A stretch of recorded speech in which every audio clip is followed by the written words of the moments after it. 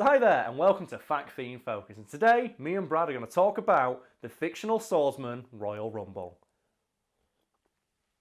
Oh shit, yeah! We're drinking! Yeah! So, the famous swordsman Royal Rumble. Yes. How is this going to work? What's going to happen is we're going to start with two, famous fictional swordsmen in the ring having a fight akin to a Royal Rumble, like by the WWE. And what's going to happen is, one by one, we're going to introduce new swordsmen that we think could take them out. But let's not, take the piss and just start like a Jedi. The rule is you have to introduce someone who's just powerful enough to beat whoever the previous one introduced. So I'm going to start us off by saying the first person into the ring is Zorro. Who are you going to put forward as Zorro's opponent? Well, we're going for just a good human swordsman. Yes, preferably a fencer or someone who fights with that kind of sword. And a fantastic fictional fencer. Yes. Is Inigo Montoya. Oh, that's a strong one. I know people are going to say, like, Wesley was also, like, the Dread Pirate Roberts, he was also a good... Yes. But what's funnier to say? Inigo Montoya or Wesley? Or Dread Pirate Roberts. I mean, Dread Pirate Roberts were pretty cool, but the thing is, though, is Inigo Montoya fighting with his left or his right hand? Oh, well, I think he starts with his left. And then that's the thing you can do, like, midway through the match when we think he's losing. Yeah. Because I think to lose this, it's like the role when we get thrown out of the ring, you lose. If you get killed, it's a fucking sword fight. So Zorro versus Inigo Montoya. I say that'd be pretty much a stalemate. Before we continue, though, actually, what do you reckon Zorro's entrance would be? Do you reckon he'd ride in on the horse? He's got to ride in on, it's Tornado, isn't it, his horse? Yeah. Yeah, he rides in on Tornado, and then, in the mask, or he does, the whip thing, where he swings from the rafters and lands in the ring. Well, he could ride in on Tornado and then whip the rafters and come off and go over Yeah, to... Yeah, and then he's got to, put a Z into, a buxom woman in the audience as he comes down. Do you know when they, sign, autographs for people? Zorro does that, but instead of signing autographs, he just does the Z in little kids' notebooks. And I reckon Inigo Montoya, the lights drop. Yes. And all you hear the voice echo out, "My name is Inigo Montoya. You killed my father. Prepare to die." And then he comes charging in. And then they have a sick awesome sword. So, well, I'm going to, I get the next choice. So I'm going to say, while they're fighting, who else walks out but Arya Stark with Needle, another famous fictional fight sword. But I think she should, enter, we get a referee run in and pretend he's, stopping the fight. But no, then he takes the mask off. It's Arya Stark underneath because she's also a faceless man. And then they have a fight and they all whoop each other's ass. Who wins that? I think Arya Stark, with the element of surprise of pretending to be a referee, could kill them both. She's also incredibly skilled. She takes on Brienne of Tarth. Yes. So who do you send in next to try and beat Arya Stark with Needle? Well, Arya's from a universe where they don't really have as much plot armor as, say, The Lord of the Rings. Yes. So out of basically a boat is going to pull up.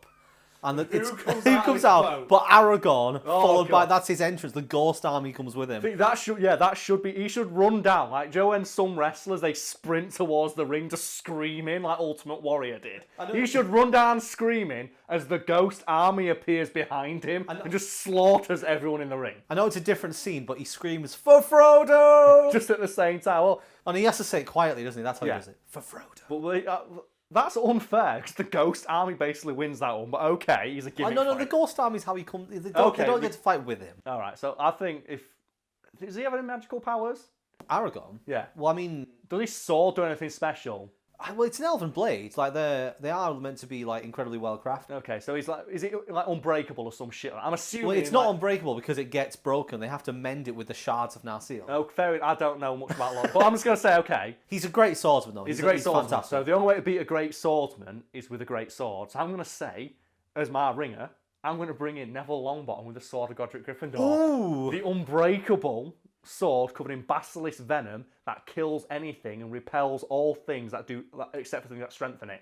So I think we never actually see the sword of Godric Gryffindor clash with another sword, but the lore behind it is it repels everything except that which strengthens it. So I think if you use it to block another sword, it would just reflect the sword like a vibranium blade. Could it take the power of that sword if it takes or makes it stronger? Yeah, that's what I'm thinking. Because I'm thinking the sword of Godric Gryffindor works like vibranium, where it deflects anything and absorbs and repels whatever, doesn't imbibe it and make it stronger.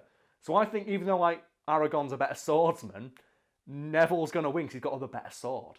So say, for example, we threw in Beric Dondarrion with his flaming sword. Yes. If he clashed with Neville Longbottom, it would absorb that power, and now he's got a flaming sword covered in, basilisk venom.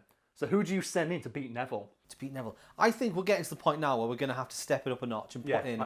So someone who's got like what would border on superpowers, because you're now fighting swords that have got magic powers. So I reckon taking the ring now, we send in Obi-Wan Kenobi. With a lightsaber? With a lightsaber. That's a bit unfair, and a guy with psychic powers, like you're jumping the gun a bit, aren't you? We've got Neville. Well, then again, Neville Longbottom. Maybe he can do one-less magic. That's akin to the Force, I'd say. I say someone who can do one-less magic. Like if you can do Wingardium Leviosa to any of the swords that are on the floor, you could stab Obi-Wan Kenobi with needle. And I'd suggest that maybe the sword could repel a lightsaber. Well, I reckon it could, because it's designed to do Neville's fingers couldn't. So to fight Obi-Wan Kenobi, do you know what I'm going to send in? I'm going to send someone in with a similar weapon. I'm going to send in the Arbiter from Halo 3 with a plasma sword. Ooh. And obviously his entrance got to be where he lands on the Phantom. The Phantom pulls down next to him and he jumps out invisible with the armour. And he cracks open the sword that crackles with sexual Halo energy. And then Keith Davies' voice says, "Fuck you." We missed Obi-Wan's entrance where he falls out of the rafters, lands and goes, "Hello there." And then Neville Longbottom turns around and goes, "General Kenobi." So we've got the Arbiter fighting Obi-Wan Kenobi. Who are you going to send in to beat the Arbiter? Jesus, we're getting high tier now. This is the thing, though. We can keep going because there's so many. I bet there are people in the audience and watching home screaming right now about some stupid anime character we don't know. So yeah, let us know in the comments for someone who could beat all these guys. But yeah, who do you send in to beat the Arbiter with his plasma sword? Right, I'm gonna say somebody who can't because he's probably gonna get a few hits in the Arbiter. Yes. So I need someone who heals with swords. Okay. So obviously, what's gonna happen is the camera is going to spin round. Oh, right. And there's Deadpool talking to the camera film me. And he's you played the Deadpool card. Deadpool card He's got medium awareness, so he knows it's a wrestling ring. So he knows that, He also knows he's the most recent one to come in, so he's going to win. Yeah, because they are the rules we've established for this game. So if you're bringing in Deadpool, Deadpool has a similar but not identical power set to Wolverine, correct? Yeah. So I'm going to bring in the guy who killed Wolverine in a death battle, Raiden from Metal Gear Solid Revengeance. And I'm going to pick, the Murasama blade that he steals from Jetstream Sam, because that shit's the best. Because Raiden can suplex a Metal Gear Excelsius. He can suplex a 400-ton robot and then beat up American Senator powered by nanomachines. So Brad, who do you send in to beat Raiden from Metal Gear Solid 4? Because I'm feeling fairly confident this Royal Rumble is in the bag. I don't know. I'm struggling to find someone who might be able to kill. The only person I can think is just basically another cyborg ninja. Yes. So the only one I can think of at the moment who isn't just throwing another Metal Gear Solid character in is Genji from Overwatch. Because I reckon maybe if Genji got the Dragon Blade. And the thing is, it's established in Metal Gear Revengeance and Metal Gear Solid 4 that Raiden is self-taught and he can be beaten by people who are more skilled, because he relies on the strength of his cyborg body to win, not his own skills, because that's how Jetstream Sam beats him. So maybe, for fairness, we put Metal Gear Solid 4 Raiden in before he got his new super mega cyborg body. I think Genji could beat him just through skill alone. Yeah.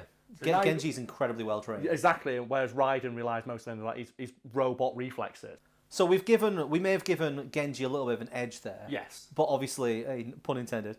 But obviously, Raiden has got the sword that is almost unbeatable, and he's an incredibly powerful character. Yes. So we now got what is basically a normal cyborg ninja with a powerful blade, but could probably be beaten by a better sword or a better swordsman. Yeah. So I think both of those things, we're going to get Vergil from Devil May Cry with the Yamato, the sword that cuts through dimensions.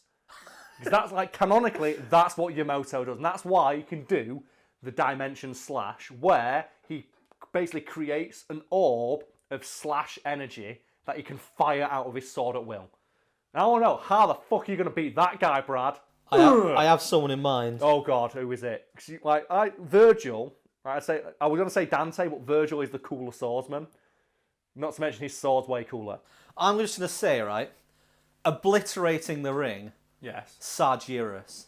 Who's Sargeras? In World of Warcraft, one of the big events. Okay. A character called Sargeras plunged a sword that's essentially there's twice the height of Everest into the planet. Oh, yeah. Virgil's pretty tough, but he loses to Mundus at the end of Devil May Cry 3.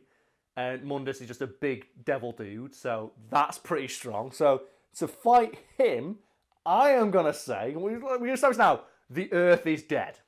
The Earth. Well, it does. For some reason, it doesn't destroy the planet. There's just despite plunging a sword like twice the size of a mountain into it. So we need someone who is ginormous with a sword.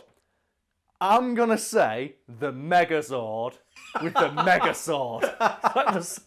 Is he as big as them? No, the Megazord's probably really small compared to this guy. Yeah, I think Sargeras is one of the Titans, and considering the size of that sword, I imagine he's like planet size. Probably like 4 or 5 times the size of Earth. I need a planet-sized. You know what? No, I know.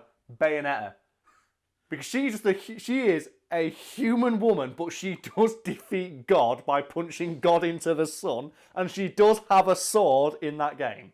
Because I think she punches God into the sun and it just explodes. I'm just going to bring Bayonetta in as a ringer. Which is played by like some Japanese player who's like super awesome, could dodge everything. Do you reckon we've tipped over the edge here? Yeah, I think... We've destroyed the Earth. We tipped it over the edge when I said I bring in Vergil, and you said I bring in a guy with a sword 4 million times bigger than Vergil. Like, you just... Like, that is rock, paper, scissors, drop a nuclear bomb on the ring. I was hoping we'd go for like, oh yeah, I want to bring in Tommy with like, Saba from like Power Ranger. Like, no, fuck it, mountain-sized blade immediately. I think maybe I scaled it up too much by bringing the energy weapon in a bit early. Maybe, yeah, but at the same time, this was fun. Also, audience, feel free to yell at us in the comments about the anime character we didn't mention who could beat all of these people without trying. Before we go though, I want to give a couple of honourable mentions to other fictional swordsmen we think are pretty badass. And I'm going to throw one out there. Trunks. He kills Lord Freezer, Emperor of the Universe, a guy who in one episode destroys an entire planet by just like pointing his palm towards the ground with a single sword slash before it's like blowing him the fuck up with an energy wave. See, I wanted to bring up from Kane from Legacy of Kane series, but only when he's got the Blood Reaver imbued with the soul of Raziel and the Soul Reaver from the previous encounter. Because when he's got that, he can change time. He's got a time sword. The way it works in that universe is the only time that you can change, because time is preordained, you can't change anything. The only way you can change history is if 2 versions of the same soul exist at the same time. And that's where like the big moments happen. So there's a point where Kane's got a sword which is able to do this. Yes. So I was going to bring that up, but I think it's a bit too obscure. I bring it up all the time. Yeah, I don't know how many people have played it. You love some Legacy. I was going to mention as well, like Blade. With his, like, 'cause obviously Blade's super, but he's got that sword that explodes people's fists who try and grab it. So he's got the added bonus of, if he drops his sword, no other fucker can pick it up. If we're talking about video games, you've got Ryu Hayabusa with a Dragon Blade and the true Dragon Blade. Or he's got the Dragon Blade combined with like, the blade he steals from his arch enemy, so he wields them both at the same time. And then you've got like the wooden sword he uses, which is basically just a giant piece of wood with like, kanji written down, so he just slaps people to death with. I mentioned World of Warcraft, there's also Frostmourne. There's the Sword of a Thousand Truths. Oh my god, I forgot. Do you know that became canon? They made that shit canon. As well, there's so many cool fictional swords we didn't mention, like Soul Calibur, Soul Edge. There's the Vorpal Blade. There's like Sting. Oh. That's a fucking awesome one. There's that sword in the Fallout games that's just like on fire constantly. You know a good ringer as well. The Minecraft Diamond Sword. Yeah, or the Moonlight Greatsword from Dark Souls and any From Software game. Then you got like Saber, the Power Ranger sword. We didn't get to mention that. Yeah. There's the Power Blade. I think is that wielded by the Red Ranger, or maybe it's the Green Ranger. Like the one the flute sword. That's the Green Ranger. The flute sword that summons dragons. Yeah.